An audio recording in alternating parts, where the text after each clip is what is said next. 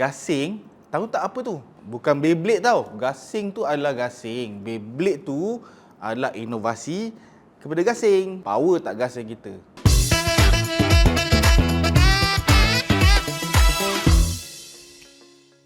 Gasing sebenarnya dah wujud dekat tanah Melayu, especially dalam kehidupan Melayu tradisional, lebih kurang 400-500 tahun dulu. Biasanya permainan ni dimainkan oleh para petani selepas musim menuai. Tanda kesyukuran dorang, padi dorang menjadi, dah dapat collect, boleh dijual. Gasing ni banyak dimainkan di kawasan Pantai Timur. Selatan pun ada Johor Melaka, especially negeri-negeri yang ada sawah. Lepas musim menuai ni, macam saya cakap tadi, dimainkan beramai-ramai ni sebagai hiburan rakyat. Itulah masa untuk dorang berkumpul, bergurau senda, berehat-rehat, apa orang kata, keramaian. Bila diorang main gasing ni, diorang juga ada buat pertandingan tau. Pertandingan ni adalah lambang kehebatan diorang. Pada masa itulah, pertandingan gasing ni diorang lihat sebagai satu simbol kekuatan, kemahiran dan status sosial. Untuk pengetahuan korang semua, tak semua tahu mampu buat dan main gasing. Orang dulu-dululah mempercayai bahawa jika gasing ini dimainkan dengan cara yang tertentu, contohnya macam diletakkan di atas tangan dan sebagainya, mampu membawa tuah.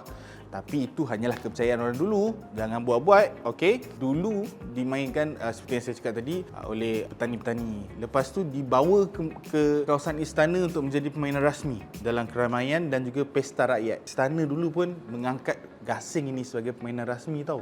Betapa hebatnya gasing. Semasa era penjajahan, gasing masih dimainkan. Cuma pada masa tu dimainkan di kawasan kampung. Alah, contoh untuk mengeratkan hubungan silaturahim masyarakat. Bertegur sapa masa tu lah kalau nak bersema-sema, bergosip-gosip, menyampaikan itu ini semua bagai.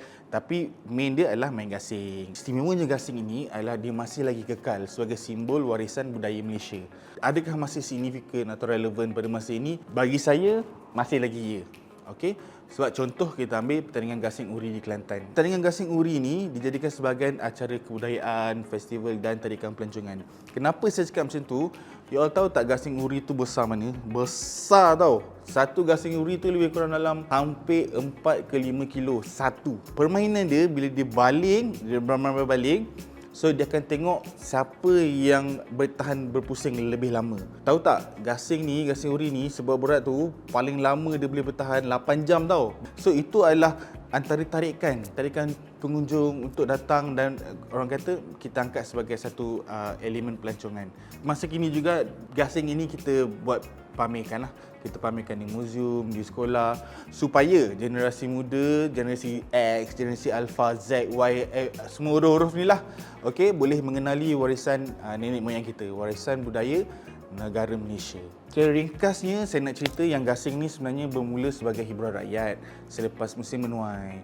Lepas tu dia berkembang jadi permainan istana, jadi permainan tradisi yang melambangkan status sosial, kehebatan dan akhirnya membawa kepada satu lambang permainan tradisi yang syarat dengan nilai budaya, nilai kemasyarakatan dan sebagainya dan masih dipelihara hingga kini sebagai lambang identiti Melayu.